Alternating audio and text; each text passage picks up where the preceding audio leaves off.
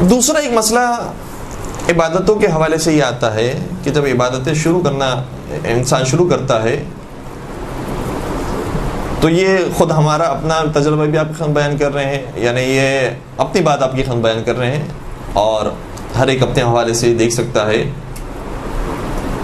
کہ جب انسان دین کے راستے پر آتا ہے، خدا کے راستے پر آتا ہے اور قیامت کو یاد کرنے والا، آخرت کو یاد کرنے والا، اللہ والا ہو جاتا ہے، تو اپنے آپ کو دوسروں سے برتر محسوس کرتا ہے کہ میری آخرت بچی ہوئی ہے، میں ہوں جو اللہ کے لیے کام کر رہا ہوں، میں ہوں جو اتنے عمل انجام دے رہا ہوں، اتنے واجبات، اتنے مستحبات کر رہا ہوں۔ تو عبادت کرتے ہوئے ایک نقطہ ہمیشہ ذہن میں رہے جو مولا متقیان نے بھی اور ائمہ علیہ السلام نے بھی ہمیں بار بار سکھایا ہے، بلکہ میں آپ کی خدمت میں ایک عالم دین کا جو خوبصورت سے جملہ ہے ان کا وہ پیش کروں۔ ایک بہت بڑے عارف آیت اللہ حسن زادہ آمولی نے یہ جملہ اپنے اشعار کے اندر لکھا تھا۔ اب مجھے پورا شعر تو یاد نہیں، جتنی حد تک میں فارسی میں آپ کی خدمت بیان کر سکتا ہوں کوشش کروں گا۔ فرماتے ہیں کہ سر بے سجدے نہادن مرو شرمسار می کند و سر سجدے برداشتن مرو شرمسار تر می کند۔ یعنی خلاصہ یہ جملے کا یہ ہے کہ جب میں سر اپنا سجدے میں رکھتا ہوں تو میں پشیمان ہو جاتا ہوں کہ میرا یہ سجدہ کہلانے کے قابل نہیں ہے، لیکن جب میں یہ سر سجدے سے اٹھا لیتا ہوں تو اس سے زیادہ پشیمان ہوتا ہوں کہ کم از کم پہلے سجدے میں تو تھا، اب تو وہ بھی نہیں ہوں۔ تو دونوں طرف سے انسان اسی کیفیت کا مبتلا رہے۔ اگر عبادت کی طرف بھی ہے تو بھی پشیمانی ہو کہ میری عبادت کہلانے کے لائق کا۔ چوتھے سرکار حضرت امام زین العابدین علیہ الصلوۃ والسلام کا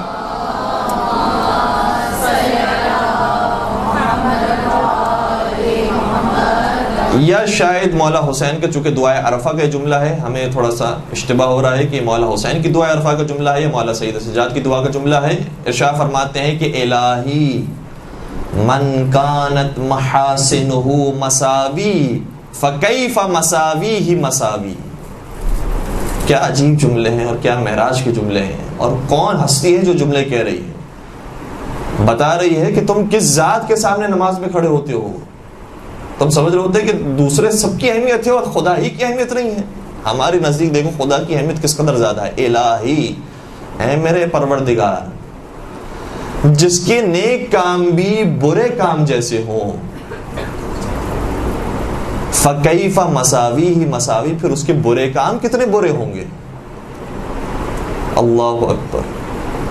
مولا حسین یا ائمہ علیہ السلام میں سے کوئی بھی یہ جملہ کہے رونگٹے کھڑے ہو جاتے ہیں کہ پروردگار اگر میرے نیک اعمال بھی نیک کہلانے کے قابل نہ ہوں تو جو ویسے ہی نیک نہ ہوں وہ کتنے برے ہوں گے۔ یہ بار بار ہمیں سکھایا ہے، اس طرف توجہ دلائی ہے کہ تم سمجھ رہے ہو کہ بڑے نیکیوں کے راستے کی طرف آ گئے ہو، بہت متقی پرہیزگار بن گئے، بہت بڑا احسان کر دیا پروردگار پر کہ پورے دنیا کے اندر تم سے زیادہ کوئی عبادت گزار نہیں، تمہارے جیسے بہت ہیں پروردگار کے پاس اور جتنے چاہتا بنا لیتا۔ تمہیں جو تھوڑا سا اختیار دیا ہے وہ اس لیے دیا ہے کہ تاکہ تم ترقی حاصل کرو، تم تھوڑا سا ہمارے قریب آ جاؤ اور ہم سے قربت حاصل کر لو۔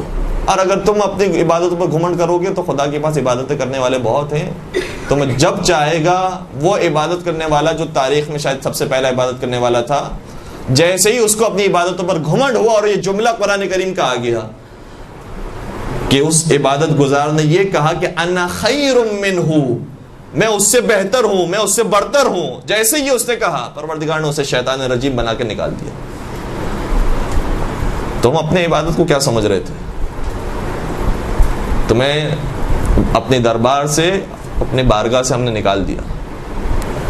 تو عبادت پر اگر جیسے ہی انسان کو غرور اور تکبر آ جائے، یہ معصومین علیہ السلام کی ہدایتیں ہمارے لیے بہت ہیں کہ جس کو قیامت کے میدان میں این زین العابدین کر کے بلایا جائے گا۔ کہاں ہے عبادت گزاروں کی زینت؟ وہ عبادت گزار اس طریقے سے بیان فرماتے ہیں۔ ایک اور جملہ روایت کا ہے، بڑا خوبصورت جملہ ہے، اس بات کو ہمارے لیے کافی ہیلپ کرے گا۔ روایت میں آیا ہے کہ شر الناس من یرا انہ خیرہم، بدترین انسان وہ ہے جو اپنے آپ کو بہترین سمجھتا ہو۔ کتنا سادہ سا جملہ ہے. پروردگار کے نزدیک وہ سب سے برا ہے جو اپنے آپ کو سب سے اچھا سمجھتا ہے. تو بار بار اپنے آپ کو قصوروار سمجھنا اور محسوس یہ کرنا کہ ہماری عبادتوں میں کہاں وہ بات ہے کہ جو ائمہ اطہار السلام کی باتوں میں تھی، اور واقعا نہیں ہے. یعنی جو اصحاب تھے ائمہ اطہار السلام کی، وہ کتنے بڑے عبادت گزار تھے، ہم ان تک نہیں پہنچ سکتے. علی ابن محزیار کے بارے میں ملتا ہے کہ جن کی امام زمان علیہ السلام سے ملاقات ہوئی تھی.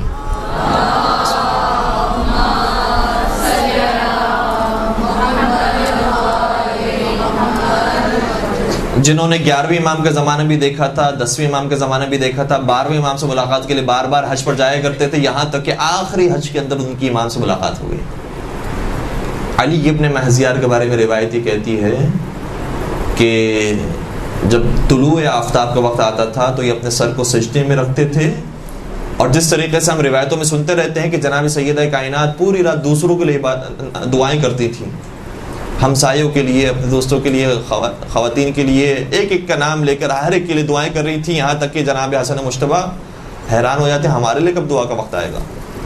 تو جو ہم روایت میں جناب سیدہ کائنات کے بارے میں پڑھتے ہیں، علی ابن محزیار اسی نقش قدم پر چلنے والے تھے. جب سر سجدے میں رکھتے تھے طلوع آفتاب کے بعد، تو روایت کرنے والا راوی یہ کہتا ہے کہ کم از کم 1000 لوگوں کا نام لے لے کر پروردگار سے حاجت طلب کرتے تھے کہ خداوندہ فلاں کی فلاں پریشانی ہے، اس کی پریشانی کو دور کرتے ہیں، فلاں کی فلاں پریشانی ہے، اس کی پریشانی کو دور کرتے ہیں. نام لے لے کر دعا کیا کرتے تھے. نماز شب میں جو 40 مومنین کا نام لینے کا ذکر ہے وہ اس وجہ سے ہے تاکہ دوسروں کا بھی احساس پیدا ہو. 40 لوگوں کا نام لے کم از کم. تو جو سیرت ہم پڑھتے ہیں ائمہ اطہار السلام کی، ہم یہ سمجھتے ہیں کہ وہ کہاں ہیں، ہم کہاں ہیں. یہ بھی بڑا خوبصورت جملہ ہے جو ایک صاحب نے بیان کیا، فرماتے ہیں کہ جب عمل کی باری آتی ہے تو ہم یہ کہتے ہیں کہ وہ کہاں ہیں، ہم کہاں ہیں، اور جب جنت کی باری آتی ہے تو ہم کہتے ہیں کہ وہ جہاں ہیں ہم بھی وہاں ہیں. تو یہ بڑا دوہرا معیار ہے. عمل کی بات آتی ہے تو پھر وہ کہاں ہم کہاں، جہاں جنت کی بات ہے وہ جہاں ہم بھی وہاں. ایسا تو ممکن نہیں. اگر برابر ہونا ہے تو ہر چیز میں پھر برابر ہونا پڑے گا، ہر چیز میں کوشش کرنی پڑے گی. بہرحال برابر تو انسان نہیں ہو سکتا، لیکن بہرحال کوشش کرنی پڑے گی کہ ان کے نقش قدم پر چل سکیں. اور اسی طریقے سے صفوان جمال، ظاہراً ایک صحابی کا نام ہے، یا عباس جمال، ان کے بارے میں ہے کہ وہ ماہ رجب، ماہ شعبان، ماہ رمضان، تینوں مہینوں کے پورے روزے رکھا کرتے تھے. ایک سال کی بات نہیں ہے. جب سے مثلا لوگوں نے دیکھنا شروع کیا 20 سال 30 سال سے ہمیشہ ماہ رجب، ماہ شعبان، ماہ رمضان کے پورے روزے رکھا کرتے تھے. تو لوگ ایسے گزرے ہیں جو غیر معصوم تھے اور عمل انجام دیتے تھے. اسی طریقے سے انہی کے بارے میں ملتا ہے کہ وہ سال میں 3 مرتبہ زکوٰۃ نکالا کرتے تھے. یہ کام کون کرتا ہے؟ یہ ائمہ علیہ السلام نے ہمیں سکھایا ہے. تو اپنی عبادتوں پر انسان ویسے تو بنتا ہی نہیں ہے کہ غرور کرے، اور اگر کچھ واقعی عبادت گزار ایسا بن بھی جائے انسان، تو مولا سید سجاد زین العابدین سید الساجدین جب اس طریقے سے پروردگار کے حضور پیش کرتے ہیں اپنی عبادتوں کو، تو ہماری تو کوئی اوقات ہی نہیں ہے. مولا سید سجاد کی دعاؤں کو ایک مجموعہ ہے مناجات 15 کے نام سے، یقیناً آپ کا مجھ سے زیادہ مطالعہ ہے، جانتے ہوں گے. 15 دعائیں موجود ہیں، اور یہ بھی ماہ رمضان کے اندر ہمارے پاس بہترین فرصت ہوتی ہے کہ ان 15 دعاؤں کو اگر ہم پورے مہینے میں تقسیم کر دیں تو ان دعاؤں کو، ہر دعا کو ہم 2 مرتبہ پڑھ سکیں گے. مناجات کو 2 مرتبہ پڑھ سکیں گے. مناجات 15 مناجات. اس کی سب سے پہلی مناجات کیا ہے؟ مناجات التائبین، توبہ کرنے والوں کی مناجات. اب مولا ہیں اپنے پروردگار کے حضور مناجات کر رہے ہیں، سرگوشی کر رہے ہیں. مناجات کا یہ مطلب ہوتا ہے مولا کس طریقے سے پکار رہے ہیں. اللہ اکبر. فرماتے ہیں الہی البستنی الخطایا ثوب مذلتی، پروردگارا میں نے خطاؤں کا لباس اپنے تن پر زیب کر لیا ہے، خطاؤں کا لباس پہن لیا ہے. کون کہہ رہے ہیں؟ سید الساجدین کہہ رہے ہیں الہی البستنی الخطایا ثوب مذلتی. اور یہ جو خطاؤں کا لباس ہے اس نے مجھے تیرے سامنے ذلیل کر دیا ہے.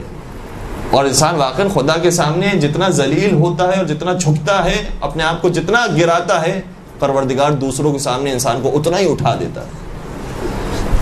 الہی البستنی الخطایا ثوب مذلتی وَجَلَّلَنِ التَّبَاعُدُ مِنْكَ لِبَاسَ مَسْكَنَتِي، اور تیری جاہ و جلالت کے دوری کی وجہ سے میں نے غربت اور فقر و فاقے کا لباس پہن لیا ہے، کیونکہ حقیقت میں تو غنی ہے، میں تو فقیر ہوں، جتنا تجھ سے دور ہوتا جاؤں گا مزید فقیر سے فقیر تر ہوتا جاؤں گا.